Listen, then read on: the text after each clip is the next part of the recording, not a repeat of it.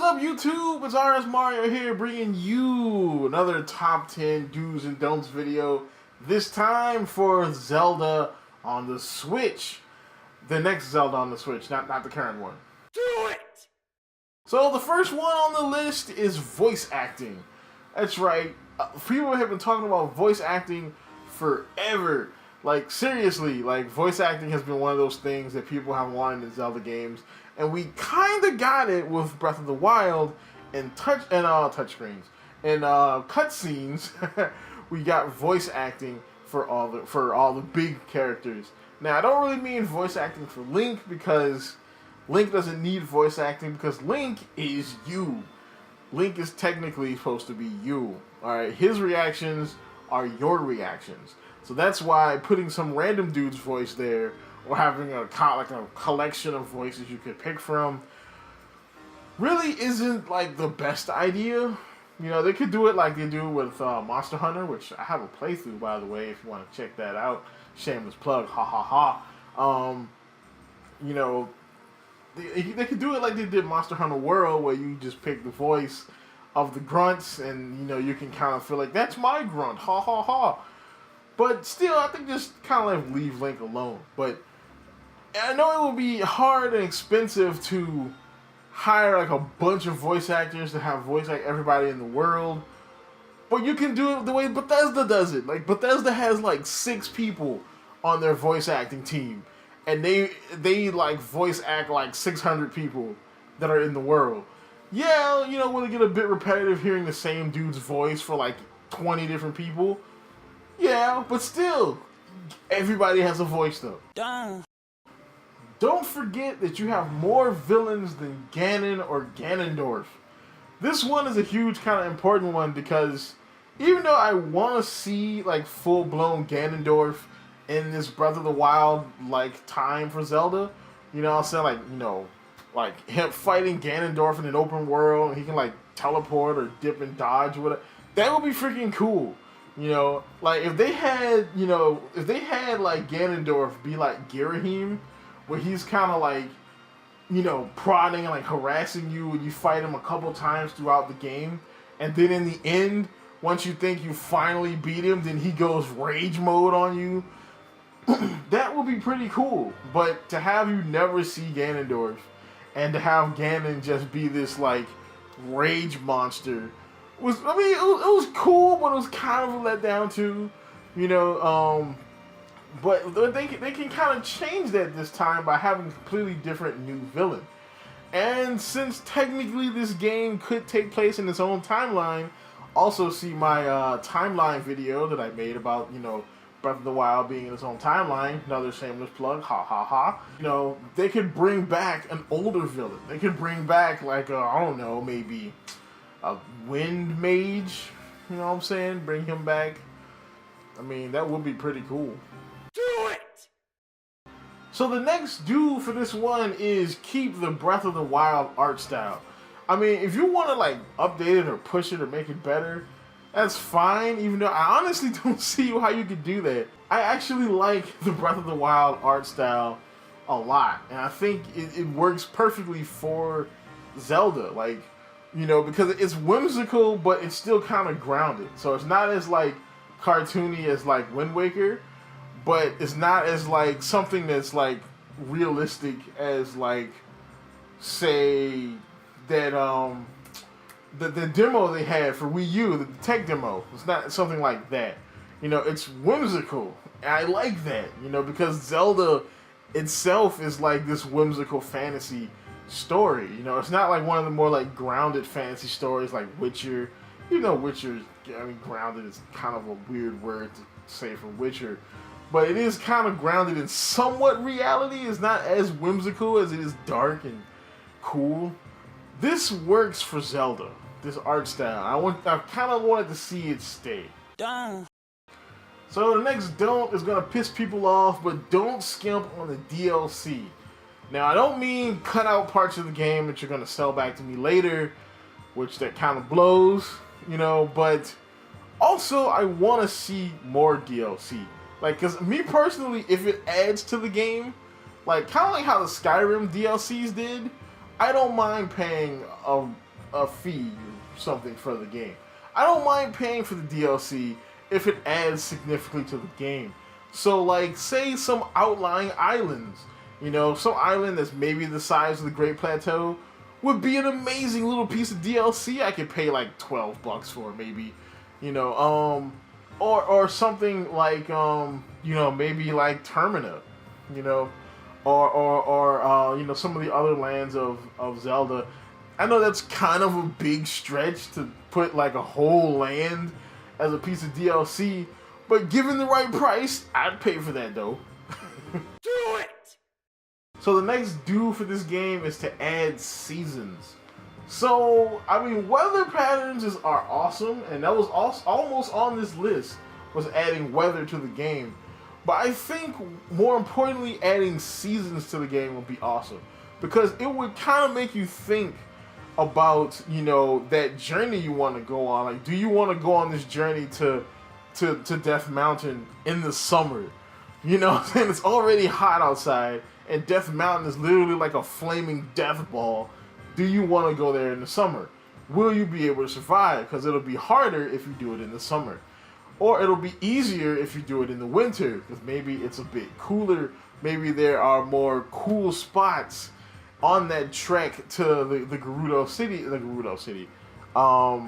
Goron City, you know, because it's winter. Maybe they're like, you know, snow, or maybe it's just overall cooler there because it's wintertime, you know, and things change in the fall or the spring or the winter. That would be interesting to see how the world changes in these seasons. That would be pretty cool. Don't Don't be afraid to make the game hard. Like, seriously. Like beat my ass, Nintendo. But yeah, make the game hard, okay? Like, I mean, don't make it so hard that you off-put, like, new people, but kind of make it hard enough, you know, that, you know, like, veterans and you know, people who've been playing games for a while will get a challenge from the game. Now, of course, I could have put, like, difficulty settings right here. I think I've put that in a couple of other different Zelda Breath of the Wild videos, but I don't think we're ever going to get that. So, I mean, the best thing to do would be to take a page from Anime's book. Yes, Anime. Now, Anime came out this season was Death March through a fantasy world, or Death March through another world. And basically, one of the ideas that this dude had, who was a game developer, by the way, was to give you an OP item that you would be able to use. So noobs would use the OP item because they need it, you know, because they're new, and it would make it seem easier for them. While veterans won't use the item, and that would automatically make the game hard because you don't have that OP thing that you can use to kind of break the game. Everybody wins. And that's probably one of the best things I got from that show. do it!